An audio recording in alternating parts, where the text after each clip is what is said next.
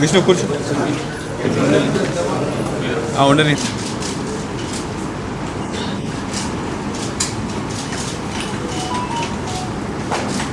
Okay luggage ఇది ఇప్పుడు మనకి మండే 19th. మండే ఇప్పుడు డేట్ ఎంత? మనకి ఇప్పుడు వెఫ్ఐఆర్ ఇప్పుడు రిసీవ్ మండే సాయంత్రం. Saturday morning 12 day. Saturday morning 20 తారీఖు మార్నింగ్ 5 to 6:10.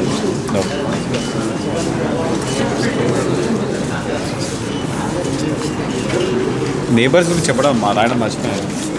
నేబర్స్ కిరణ్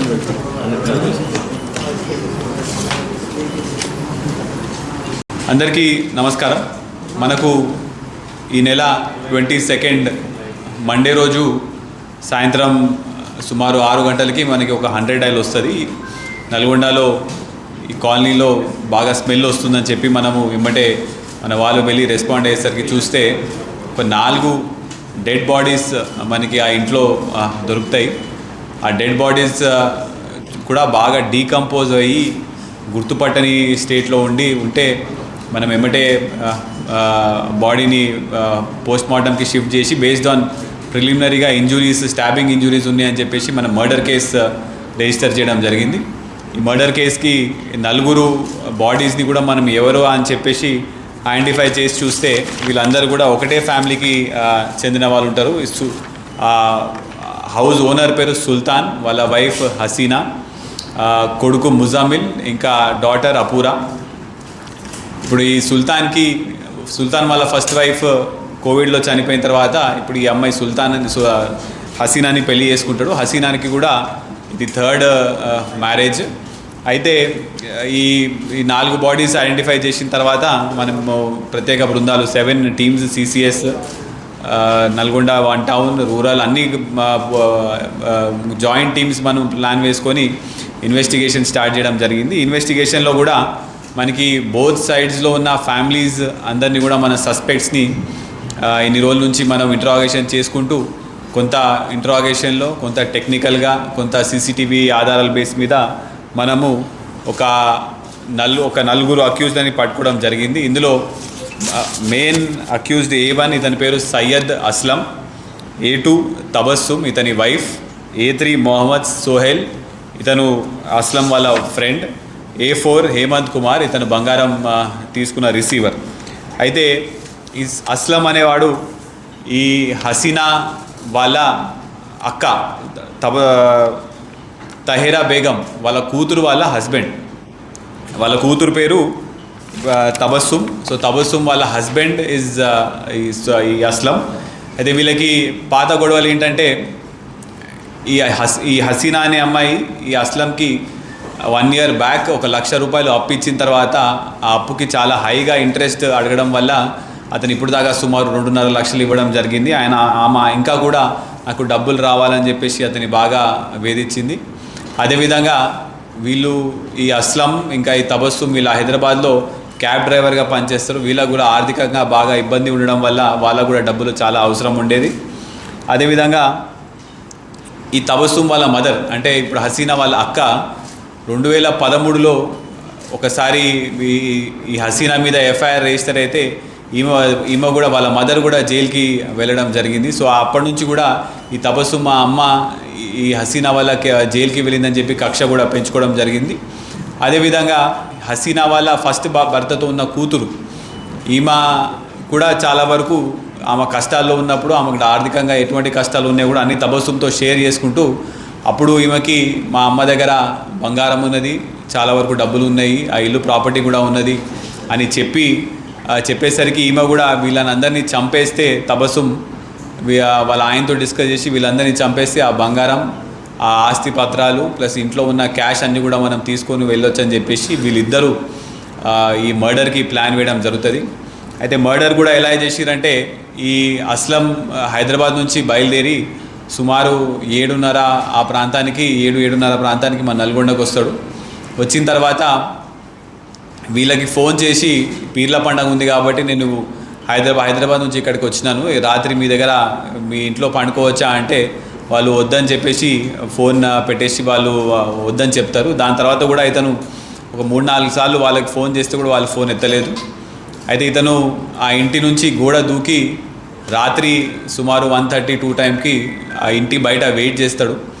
పొద్దున 5 o'clockకి ఈ హసీనా బయటికి రాగానే డోర్ తీసి వాష్రూమ్, అంటే వీళ్ళ వాకిలి లోనే వాష్రూమ్ ఉంటుంది, ఇంటి లోపల ఉండదు. డోర్ తీసి బయట వాష్రూమ్కి రాగానే అతని దగ్గర ఉన్న కత్తి, మీరు ఆ కత్తి చూడొచ్చు, ఆ కత్తి తీసుకొని ఆమెను ఎమ్మటే మెడకాయ దగ్గర ప్లస్ నెక్ దగ్గర, మెడకాయ అండ్ చెస్ట్ మీద కూడా స్టాబ్ చేయడం జరుగుతుంది.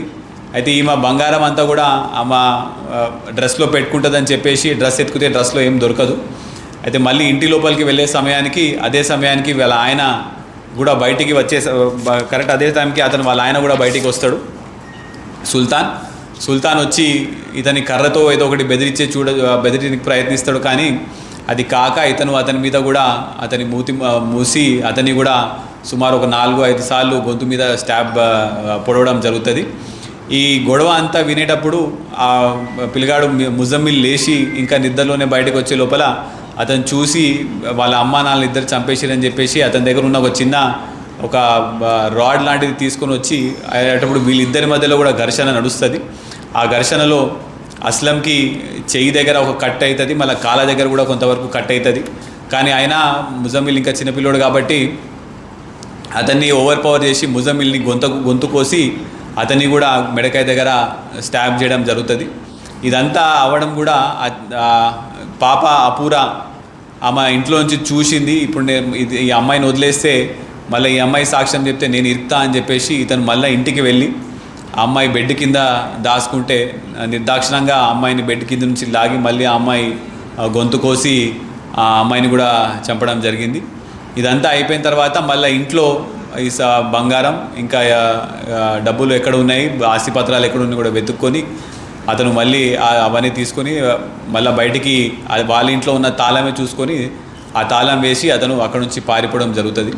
అయితే ఇదంతా కూడా పకడ్బందీగా ప్లాన్ వేసినాడు. ఎందుకంటే ప్రతిరోజు పొద్దున పూట వీళ్ళు ఏదో రకంగా మొగుడు పిల్లలు గొడవ పడతారని చెప్పేసి ఆ పొద్దున సమయంలో మనం చంపితే పక్కనున్న చుట్టుపక్కల వాళ్ళకి కూడా ఎటువంటి డౌట్ రాదు, వాళ్ళ ఇంట్లో ఏదో గొడవ పడుతున్నారని అనుకుంటారని చెప్పేసి ఇతను ప్లాన్ వేసి ఆ సుమారు 6:30 నుంచి 7 ఆ సమయంలో ఆ నలుగురిని చంపి అక్కడున్న ఆ బంగారం కూడా తీసుకొని వెళ్ళిపోతాడు. వెళ్ళిపోయిన తర్వాత ఇతని ఫ్రెండ్ సోహెల్ ఉంటాడు.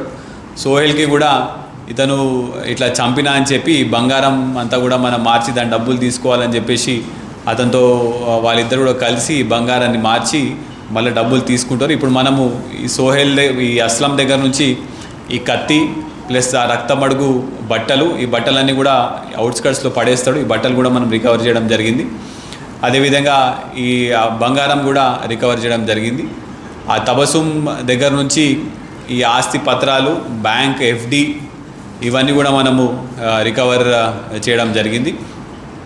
ఇదంతా కూడా మళ్ళీ వీళ్ళు ఏదో రకంగా నలుగురు కూడా చనిపోతే నింద మొత్తం వాళ్ళ కూతురు మీదకి వస్తుంది, మేము ఎలాగో బయటపడిపోతాం అని చెప్పి కూడా వాళ్ళ ఆ కోణంలో కూడా ఆలోచించుకొని ఇదంతా మర్డర్ వాళ్ళు ప్లాన్ చేసి డబ్బుల కోసం ఈ నలుగురు ఫ్యామిలీ మెంబర్స్ని కూడా చంపడం జరిగింది.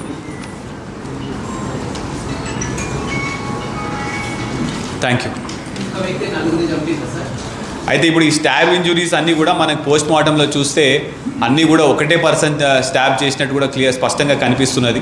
సో ఒక పర్సనే నలుగురిని లైన్లా బయటికి వస్తున్న కొద్దీ చంపుకుంటూ వెళ్ళాడు. గతంలో ఇతని పైన ఏం కేసులు లేవు, కానీ ఒకసారి ఇదే ఇంట్లో మళ్ళీ ఏదో డబ్బులు దొరుకుతాయని చెప్పేసి 2000 ఈ సంవత్సరం ఫిబ్రవరిలో ఒకసారి దొంగతనానికి వస్తాడు. కానీ అప్పుడు ఏం దొరకపోయేసరికి మళ్ళీ ఈసారి ఇలా ప్లాన్ వేయడం జరిగింది. అప్పుడు ఎఫ్ఐఆర్ రిజిస్టర్ అయింది.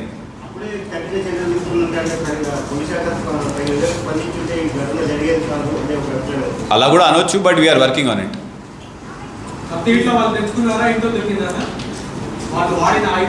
ఆయుధం అతను హైదరాబాద్ నుంచే తీసుకొని రావడం జరిగింది.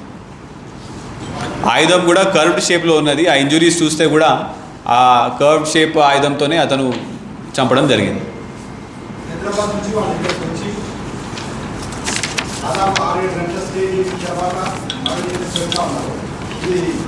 ఇంకా జరుగుతున్నప్పుడు పోలీసులకు ఎలాంటి అనుమానం కానీ 3 రోజుల తర్వాత వచ్చే పరిస్థితిలో ఇది వైఫల్యంగా అని చెప్పేసి ప్రజలు చర్చలు ఏం చెప్తాను.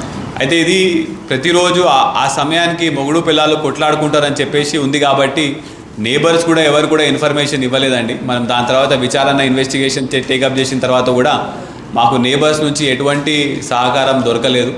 అన్నీ కూడా మన ఇన్వెస్టిగేషన్ ద్వారానే దొరికింది. ఒకవేళ నేబర్స్ అక్కడ ఉన్న చుట్టుపక్కల వాళ్ళు ఎవరైనా మనకి ఇన్ఫర్మేషన్ ఇచ్చి ఉంటే మాత్రం తప్పకుండా ముందే యాక్షన్ తీసుకునే వాళ్ళు ఉంటుంది.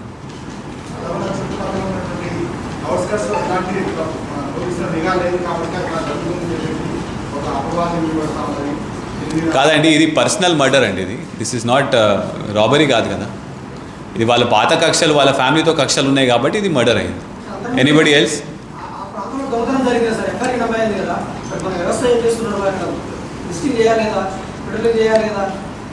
ఇప్పుడు ఎఫ్ఐఆర్ అయిందండి, దాని మీద కూడా దర్యాప్తు చేసినాము. కాకపోతే ఆ టైంలో మనకి కొంత ఎవిడెన్స్ దొరకకపోవడం వల్ల మనం ఆసారి మిస్ అయింది. బట్ ఈసారి తప్పకుండా మనం పట్టుకున్నాం. నెక్స్ట్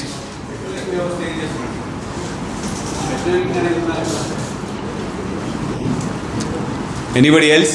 జిల్లాలో వరుసగా అదే జరుగుతుంది సార్. రీసెంట్గా ఆలయ దగ్గర కావచ్చు, అంటే గతంలో ఏదైతే సివిల్ సంఘాలు క్లోజ్ అయిన వాటిని కూడా ఇప్పుడున్న చాలామంది ఎస్హెచ్ఓలు, ఎస్ఐలు ఎంకరేజ్ చేస్తున్నారు. కాదండి, మనము లెటస్ ఈ అఫెన్స్కి మనము let us stick to this offence.